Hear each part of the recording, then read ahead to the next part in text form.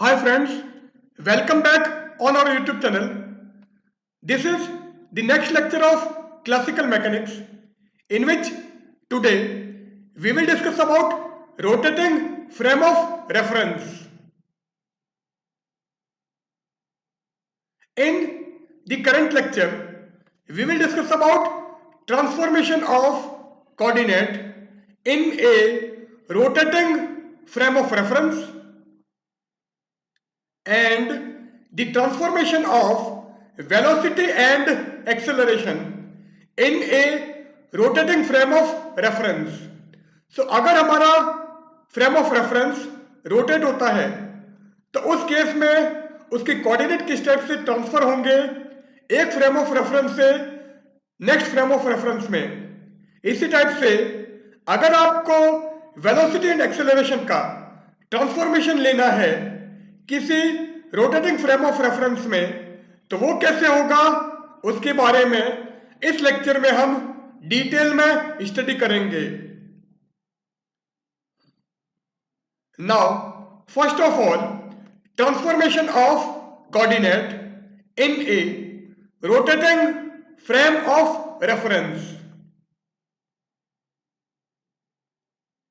So transformation of coordinate. So here we have two frame of reference S and S dash such that S dash is rotating with velocity omega with respect to S. तो यहां पर हमने दो frame of reference दिखाए हैं। एक frame of reference S है जो स्टेशनरी है जबकि दूसरा frame of reference S dash है। ये S dash S frame of reference के रेस्पेक्ट में ओमेगा वेलोसिटी से रोटेट होता है तो क्या होगा let S dash be rotating with a uniform angular velocity omega with respect to S. तो हमने कहा है कि यहां पर एक फ्रेम ऑफ रेफरेंस एस है एंड दूसरा frame of reference S dash है। एस हमारा स्टेशनरी है जबकि एस डैश एस के रेस्पेक्ट में यूनिफॉर्म एंगुलर वेलोसिटी ओमेगा से रोटेट होता है। Since the axis of rotation of S dash is passing through Z axis तो rotating frame of reference S dash का एक्सिस जेड एक्सिस से pass होता है। It means Z axis S and S dash में common है। So Z equal to Z dash. तो चाहे frame of reference S के अंदर या frame of reference S dash के अंदर हम जेड कोऑर्डिनेट मेजर करें तो दोनों फ्रेम ऑफ रेफरेंस में जेड कोऑर्डिनेट की वैल्यू सेम रहेगी। So Z equal to Z dash. So from figure in this figure we have a point P having position vector r and the coordinate of this point P in frame S are x, y and z and the coordinate of same point in frame S dash are x dash, y dash and z dash। तो point P हमारे पास में है। इस point P का position vector r है।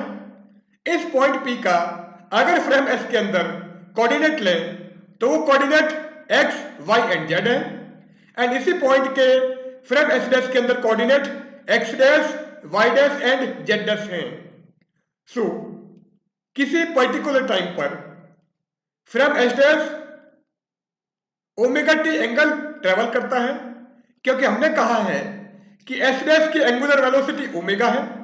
सो t time के अंदर ये जो एंगल ट्रेवल करेगा वो ओमेगा टी होगा। So omega T be the angle travelled by from S dash in time T. Now the angle between OP and OX dash be theta. तो OP and OX dash के बीच में angle हमने theta माना है। Now from figure x equal to x is actually the x coordinate of point P in frame S। तो frame S के अंदर पॉइंट P का x कोऑर्डिनेट x है। नाउ अगर हम इस OP का कंपोनेंट OX डायरेक्शन में लें तो क्या होगा? सो the component of OP in OX direction will be OP cos theta plus omega t, because angle POX is theta plus omega t. So angle POX theta plus omega t है। So अगर आप OP का x direction में component लेंगे तो आ जाएगा OP cos theta plus omega t। Now इसको हम cos A plus B से ओपन कर देते हैं। सो जैसे ही cos A plus B का फॉर्मूला यहां पर लगाओगे, so cos theta plus omega T हो जाएगा cos theta cos omega T minus sine theta sine omega T. So x equal to OP cos theta cos omega T minus OP sine theta sine omega T. Now the angle between OP and OX dash be theta. So OP and OX dash के बीच में angle हमने theta consider किया है। So the component of OP in OX direction will be x dash and x dash की value क्या होगी? OP cos theta. So x dash equal to OP cos theta. Similarly the component of OP in OY dash direction, so OY direction में अगर आप OP का component लोगे तो वो हमारा y डैश होगा एंड y डैश की वैल्यू क्या होगी?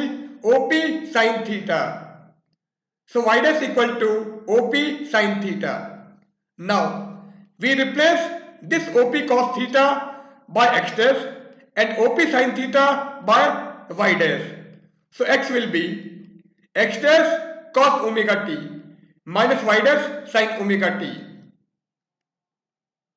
So x equal to x dash cos omega t minus y dash sin omega t. So x will be x dash cos omega t minus y dash sin omega t. So x की value आपको मिल गई है in terms of x dash and y dash, x equal to x dash cos omega t minus y dash sin omega t. Now ये diagram अभी हमने दिखाया था। Now what will be the value of y? So from figure y will be OP sin theta plus omega t। So y equal to OP sin theta plus omega t, क्योंकि इस side में component OP का sign होगा जो कि sine theta plus omega t होगा, because theta plus omega t is the angle made by OP with x-axis. So OP x-axis के साथ में जो एंगल बनाता है वो हमारा थीटा प्लस ओमेगा t है। So y equal to OP sin theta plus omega t. Now if we open this bracket, then sin theta plus omega t will be sin theta cos omega t plus cos theta sin omega t. So y equal to OP sin theta cos omega t plus OP cos theta sin omega t. But x dash equal to OP cos theta and y dash equal to OP sin theta. Now OP cos theta को हम x dash put करेंगे and OP sin theta y dash होगा. So y equal to y dash cos omega t plus x dash sin omega t. So this will be the value of y in terms of x dash y dash. Now x equal to x dash cos omega t minus y dash sin omega t था, y equal to y dash cos omega t plus x dash sin omega t है and z equal to z dash. So the set of these three equations is known as transformation of coordinate from frame S to S dash. So the set of these three equations represents the transformation equations for a rotating frame from S to S dash. So frame S से S dash के अंदर rotating frame of reference के अंदर जो transformation equations होंगे वो हमारी ये इक्वेशन होंगी. नाउ ये हमारा फ्रेम ऑफ रेफरेंस था, ये इक्वेशंस अभी हमने निकाली थी. Now if we take inverse transformation from frame S dash to S, तो क्या होगा? Similarly, the inverse transformation equations from frame S dash to S. So frame S dash से S के अंदर हम inverse transformation equation निकालें तो वो क्या आएंगी?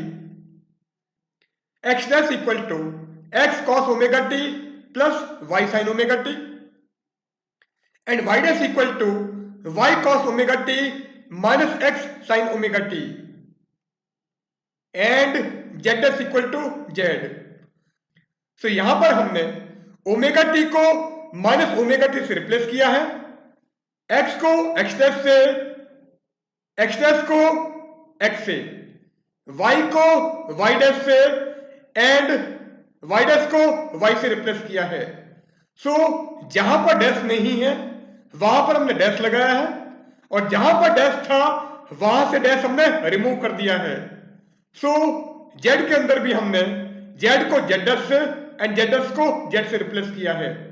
सो जैसे ही आप cos ओमेगा टी को cos of minus omega T रखोगे तो यहां पर कोई इफेक्ट नहीं पड़ेगा, बट साइन ओमेगा टी को अगर हम sine of minus omega T रखें so sine of minus omega T will be minus sine omega T. So ये हमारा माइनस साइन ओमेगा टी होगा. सो यहां से जो माइनस आएगा वो इस माइनस के साथ मिलकर प्लस हो जाएगा, जबकि यहां पर जो माइनस साइन ओमेगा टी होगा वो हमारा ये होगा. सो एक्स डैश को हमने एक्स से, वाई डैश को वाई से एंड एक्स को एक्स डैश से रिप्लेस कर दिया है. सिमिलरली यहां पर भी ये हमारा वाई हो जाएगा, ये एक्स हो जाएगा, ये वाई डैश हो जाएगा, ये जेड डैश हो जाएगा एंड ये जेड हो जाएगा. So the set of these three equations represent the inverse transformation equation from frame S dash to S. So, the set of these three equations represents the inverse transformation equation from frame S dash to S. Now, if S dash is moving with uniform velocity v along the positive x direction in addition to rotation. So, अभी हमने केवल S dash का rotation discuss किया था. सो S dash हमारा rotate हो रहा था. अब अगर एस डैश रोटेट होता है एंड साथ में वो फ्रेम एस के रेस्पेक्ट में पॉजिटिव एक्स डायरेक्शन में वी वेलोसिटी से मूव करता है तो क्या होगा? तो फ्रेम हमारा रोटेट भी हो रहा है और साथ में वी वेलोसिटी से पॉजिटिव एक्स डायरेक्शन में मूव भी करता है. So Y dash and Z dash हमारे सेम रहेंगे, पर यहां पर माइनस वी टी एक्स्ट्रा आ जाएगा. So X dash equal to X cos omega T plus Y sine omega T minus V T, Y dash equal to Y cos omega T minus X sine omega T and Z dash equal to Z. So only X dash coordinate हमारा change होगा, जबकि Y dash and Z dash पर कोई effect नहीं पड़ेगा क्योंकि y and Z direction के अंदर एस डैश हमारा मूव नहीं करता है, इसका मूवमेंट केवल x डायरेक्शन में है. सो x कोऑर्डिनेट के अंदर यहां पर हमने माइनस वी टी एड कर दिया है. So these three equations are the transformation equation from frame S dash to S when S dash is rotating with uniform angular velocity omega and it is also moving with uniform velocity v along the positive x direction. Now next one are transformation of velocity and acceleration in a rotating frame of reference. अभी हमने transformation of coordinate discuss किया था। अब अगर हम transformation of velocity and transformation of acceleration लें किसी rotating frame of reference के अंदर, तो क्या होगा? So, transformation of velocity and acceleration. Now, this is our diagram. तो ये डायग्राम जो अभी हमने पीछे दिखाया था वही डायग्राम हम यहां पर यूज करते हैं। Let frame S be an inertial frame and frame S dash is rotating with a uniform angular velocity omega. तो एक हमारे पास में फ्रेम S है जो इनर्शियल फ्रेम है, जबकि दूसरा फ्रेम S डैश है जो S के रेस्पेक्ट में ओमेगा एंगुलर वेलोसिटी से रोटेट होता है। अब इनर्शियल फ्रेम क्या है, नॉन इनर्शियल फ्रेम क्या है, ये हम हमारे दूसरे लेक्चर में डिस्कस कर चुके हैं। So here S is inertial frame and S dash is rotating frame which rotate with a uniform angular velocity omega. Since a point P is placed in frame S on which no force is acting, so S हमारा inertial frame है and inertial frame वो होता है जो कि law of inertia को follow करता है। सो लॉ ऑफ इनर्शिया के अकॉर्डिंग इस फ्रेम पर कोई भी एक्सटर्नल फोर्स नहीं लगेगा। So point P frame S के अंदर है, मीन्स एक ऐसे फ्रेम में है जिस पर कोई भी फोर्स नहीं लगता है। So the acceleration of particle in frame S will be 0. It means the acceleration on particle along x direction, along y direction and along z direction will be separately 0. तो पार्टिकल पर कोई भी acceleration नहीं लगेगा। इसका मतलब x direction में, y direction में एंड z डायरेक्शन में अगर हम एक्सेलरेशन की बात करें तो पार्टिकल पर कोई भी एक्सेलरेशन नहीं लगेगा। सो d2x upon dt2 equal to 0. d2x by dt2 means the acceleration along x-axis. So x-axis पर पार्टिकल पर कोई भी एक्सेलरेशन नहीं लगता है। So d2x by dt2 is equal to 0. Similarly, d2y by dt2 equal to 0 and d2z by dt2 is equal to 0. So किसी भी direction में पार्टिकल पर कोई भी एक्सेलरेशन नहीं लगेगा। Now, transformation equation for a rotating frame. So rotating frame के अंदर ट्रांसफॉर्मेशन इक्वेशन हमने अभी पहले डिस्कस की है। सो उन इक्वेशंस को अगर हम यहां पर यूज करें तो वो इक्वेशन क्या थी, x dash equal to x cos omega T plus y sin omega T, y dash equal to y cos omega T minus x sin omega T and z dash equal to z. Now, if we differentiate this equation, so what will happen? So अगर हम इस equation को time के respect में differential करें तो क्या होगा, dx dash by dt. Now x को हम कांस्टेंट मान लेते हैं। सो cos ओमेगा टी का डिफरेंशियल आ जाएगा minus omega sine omega T. सो minus omega sine omega T. Now cos omega T को कांस्टेंट मानो एंड x का differential dx by dt. So dx by dt cos omega T. Similarly पहले हम y को constant मानते हैं and sin omega T का differential omega cos omega T. So omega y cos omega T and last factor हमारा sin omega T constant रहेगा and y का differential dy by dt. So dy by dt sin omega T. So अगर हम इस equation को time के respect में differentiate करें तो हमको ये इक्वेशन मिलेगी। नाउ ये इक्वेशन अभी हमने निकाला है। अब यहां से एंड यहां से ओमेगा कॉमन ले लेते हैं। तो जैसे आप ओमेगा कॉमन लोगे ब्रैकेट में क्या बचेगा, y cos omega T minus x sin omega T. So जैसे आपने ओमेगा कॉमन लिया in bracket y cos omega T minus x sin omega T plus dx by dt cos omega t. So dx by dt cos omega t and यहां पर क्या जाएगा dy by dt sin omega t. So ये equation हमारी इसमें change हो गई है. But y dash equal to y cos omega t minus x sin omega t था. This is due to transformation of coordinate. So transformation of coordinate के according y cos omega t minus x sin omega t y dash होगा. तो इसको हम y dash put कर देते हैं. So dx dash by dt is equal to omega y dash plus dx by dt cos omega t plus dy by dt sin omega t.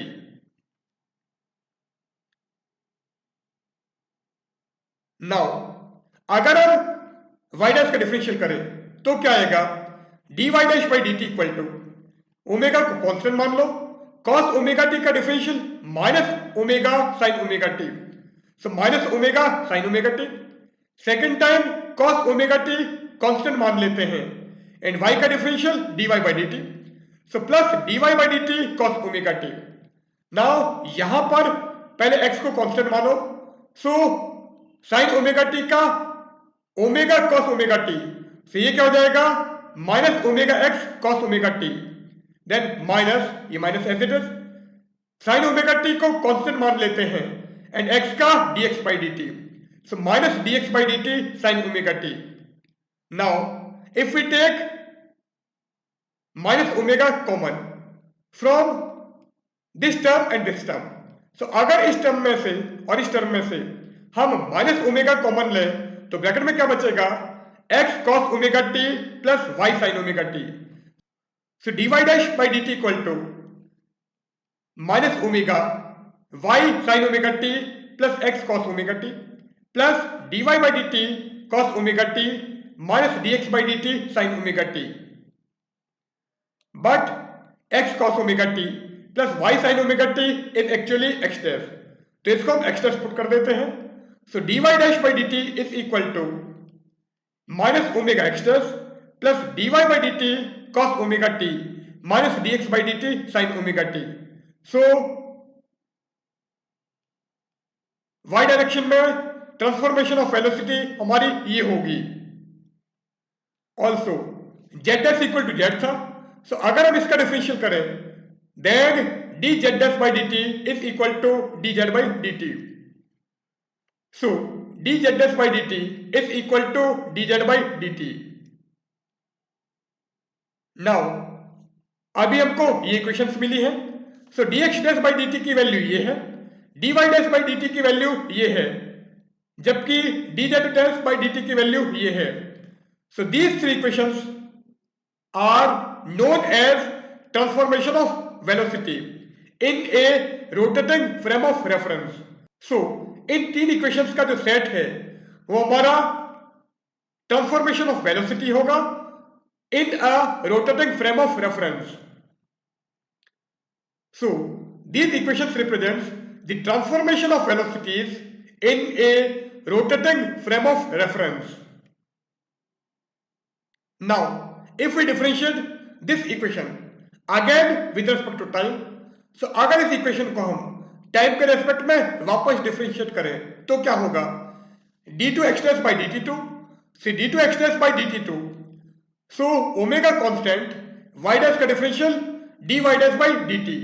So omega dy dash by dt plus cos omega t constant dx by dt का d2x by dt2. So d2x by dt2 cos omega t and second time हम dx by dt को constant मान लेते हैं and cos omega t का minus omega sin omega t. तो ये क्या हो जाएगा minus omega dx by dt sin omega t. Now sin omega t को कांस्टेंट मान लो, dy by dt का d2y by dt2 and second time dy by dt को हम कांस्टेंट मान लेते हैं एंड sin ओमेगा t का omega cos omega t. So plus omega dy by dt cos omega t. सो अगर हम इस इक्वेशन का टाइम के रेस्पेक्ट में डिफरेंशियल करें तो हमको ये इक्वेशन मिलती है.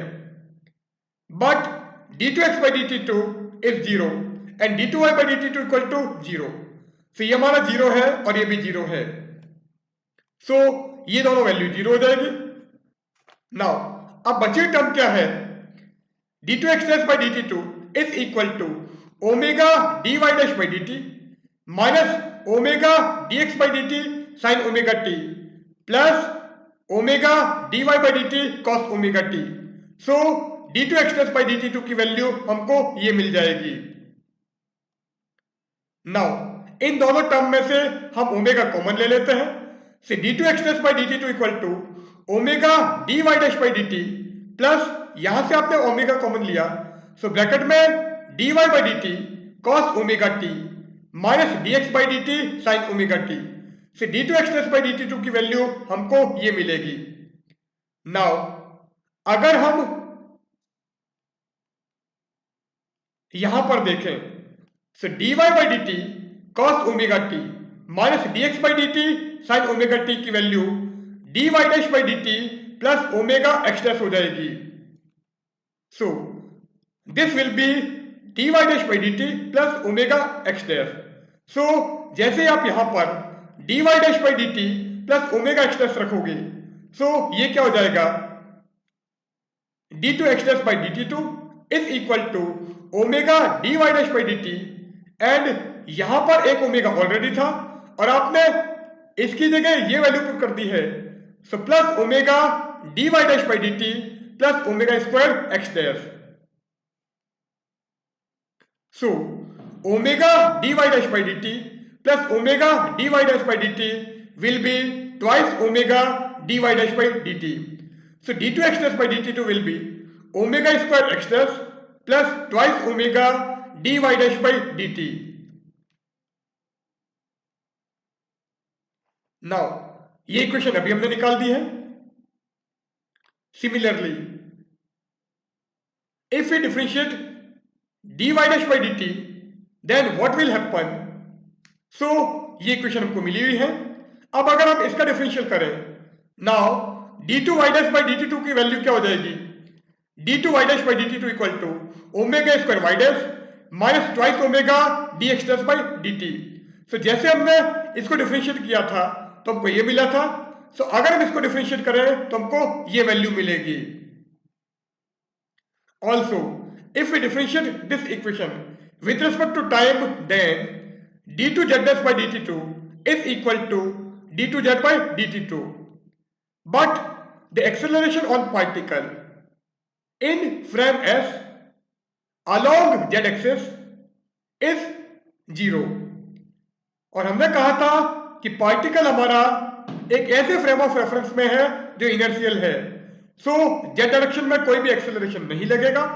सो d2z by dt2 की वैल्यू 0 थी, सो d2z by dt2 हमारा 0 था, सो d2z dash by dt2 will be 0.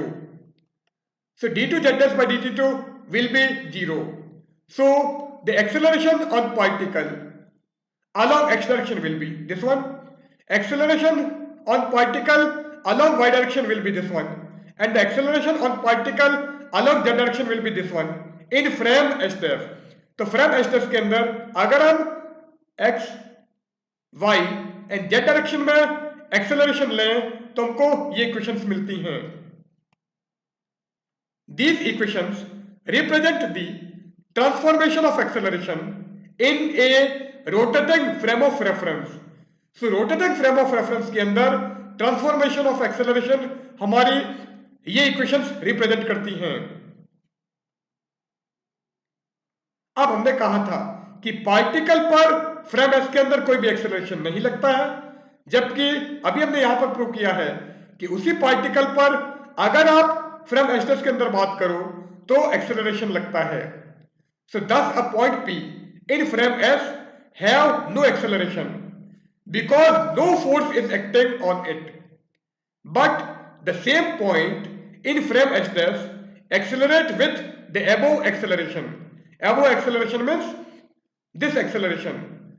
So point P पर फ्रेम S पर कोई भी एक्सेलरेशन नहीं लगता है क्योंकि इस पर कोई भी फोर्स नहीं लगता है, but the same point P accelerate with this acceleration in frame S dash.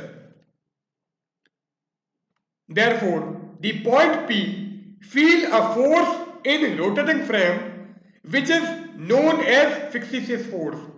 So जो पॉइंट हमारा P है वो रोटेटिंग फ्रेम में एक फोर्स महसूस करता है क्योंकि एक्सेलरेशन यहां पर हमको मिल गया है and F equal to M A होता है.